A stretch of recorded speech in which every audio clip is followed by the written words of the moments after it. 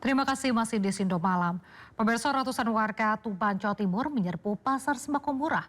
Warga rela mengantri demi mendapat sembako dengan harga yang lebih murah di tengah melonjaknya harga kebutuhan pokok jelang Idul Fitri.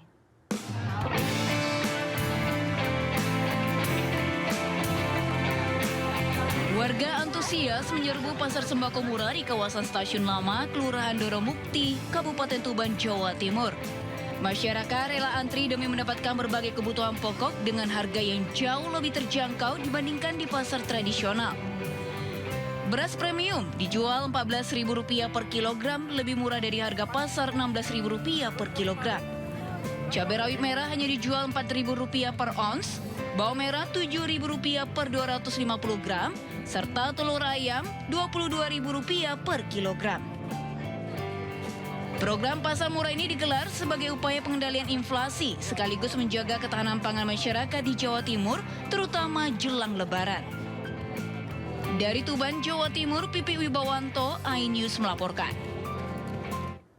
Kita beralih ke informasi lain, pemirsa dunia hiburan tanah air.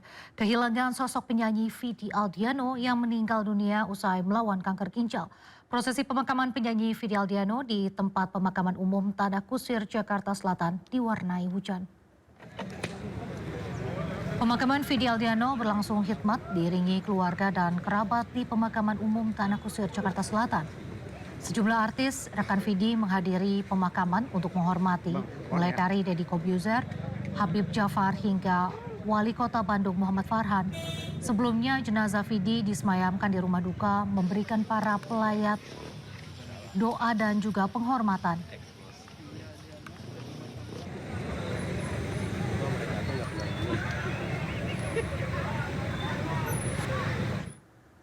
Selain penyanyi Vidi Aldiano, Indonesia juga kehilangan musisi besar dari grup band rock legend God Bless, Doni Fatah.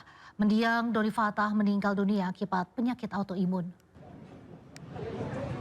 Suasana duka menyelimuti persemayaman jenazah basis band God Bless, Doni Fatah, yang meninggal dunia di usia 76 tahun. Puluhan keluarga dan kerabat berkumpul untuk mendoakan serta melihat jenazah Doni untuk terakhir kalinya di rumah duka Rumah Sakit Fatmawati.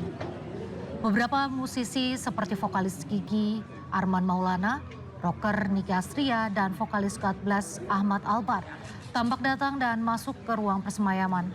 Menurut keluarga, Doni Fatah menghembuskan nafas terakhir setelah berjuang melawan penyakit autoimun yang dideritanya pasca operasi jantung beberapa tahun silam.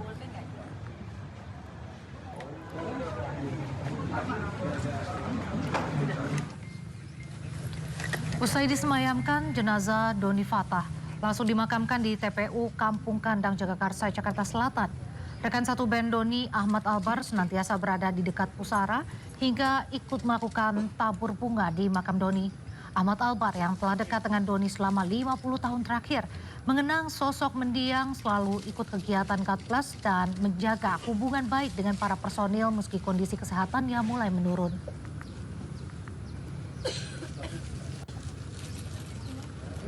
Iya, saya rasa dia asik, artinya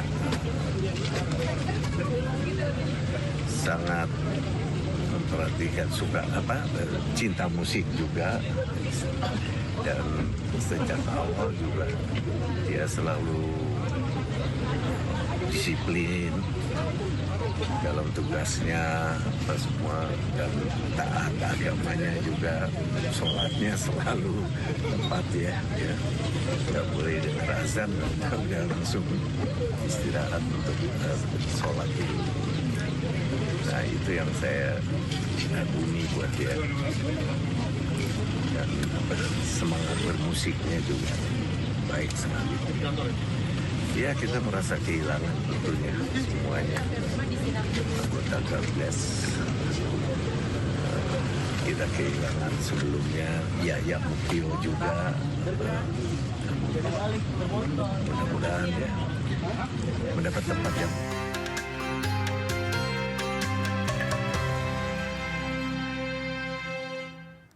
Ribuan santri di Pondok Kuningan, Jawa Barat mengikuti mudik. Sedikitnya 43 bus dan puluhan mobil pribadi disiapkan untuk mengantar para santri ke daerahnya masing-masing.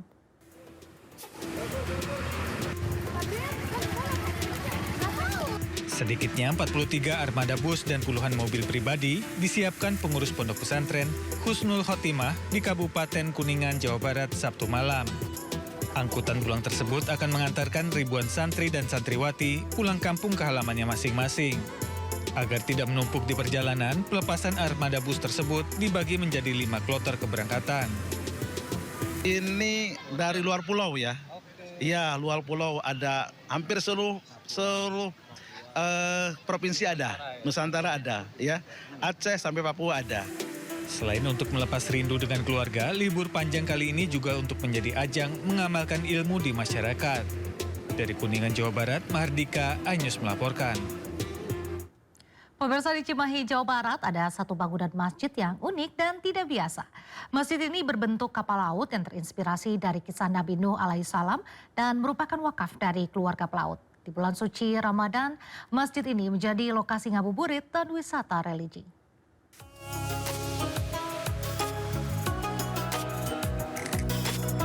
Hanya melihatnya dari luar, sulit percaya jika bangunan di Jalan Bapak Ampi, Kelurahan Baros, Kota Cimahi ini adalah masjid.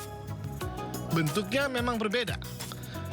Masjid Al-Bakirah ini tidak memiliki kubah seperti bentuk masjid pada umumnya.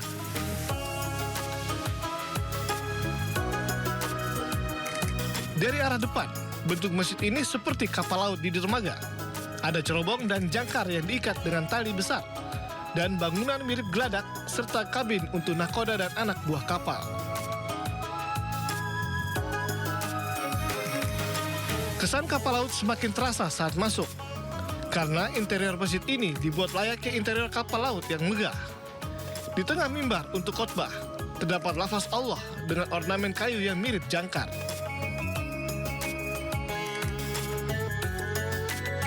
Di lantai 2, ada 2 ruangan yang berfungsi sebagai ruang kontrol lampu masjid yang didesain seperti ruang kemudi, lengkap dengan tombol-tombol layaknya kapal sungguhan.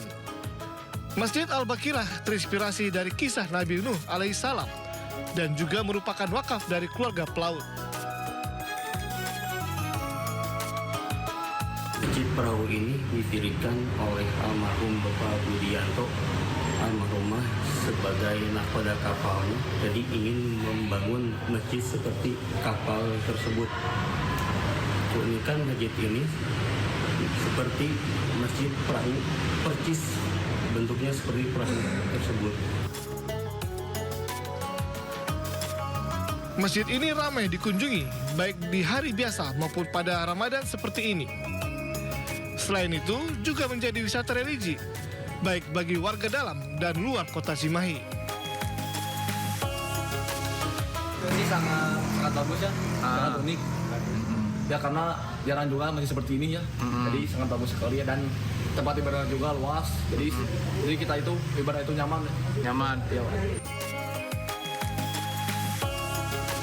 Selain memiliki keunikan seperti kapal laut, masjid yang dapat menampung 500 jemaah ini juga mendapatkan penghargaan dari pemerintah Provinsi Jawa Barat sebagai masjid terbersih dan berkarakter. Dari Cimahi, Jawa Barat, Yuwono Wahyu, iNews melaporkan. Ratusan orang berkumpul di distrik 8 di kota Ho Chi Minh, Vietnam untuk berburu hidangan berbuka puasa di pasar makanan halal tahunan. Seperti apa suasananya? Berikut informasinya untuk Anda.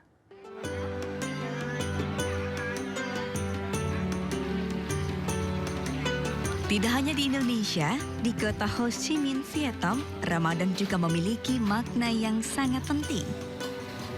Untuk itu, pasar makanan halal ini digelar dengan menghadirkan beragam menu halal khas Vietnam untuk berbuka puasa, serta hidangan khas negara lain seperti kebab, kari, sate panggang, dan beragam makanan manis lainnya.